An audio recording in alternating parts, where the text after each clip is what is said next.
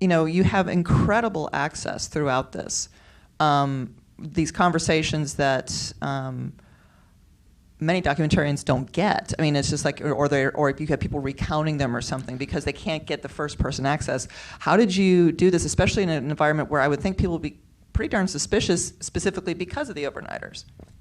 Well, I think it helped me that I came alone. There was no crew, and I had total freedom and patience to get to know Jay, to get to know them, to be there.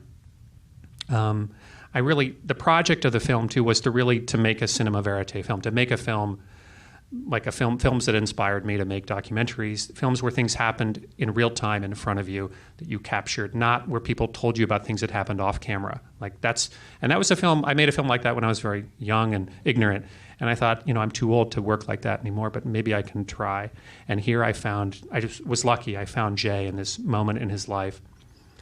Jay really did open up, and I think he felt, as I mentioned, he really felt like it was meaningful and that it should be told. Like I never had to fight him. I mean, but the film is very intimate. It becomes progressively more intimate, and that is the development of our relationship. And over a year and a half, of course, we didn't start at that place, but he started as a very open person.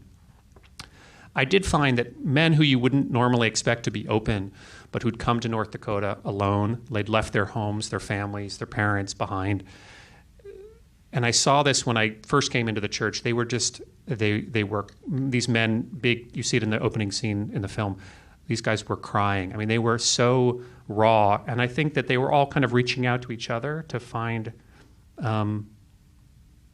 support. And it's like the survival instinct, it's like we're pack animals. We need each other. We need family to live. And here Jay had created an environment where they could find some support from each other. And I think I benefited from that openness and that you wouldn't normally expect to get. And they took me into their confidence. They, and in very challenging ways, for instance, Michael, who's the electrician from Georgia, who has this crisis moment where he must decide whether he stays in North Dakota or leaves to go home to his family.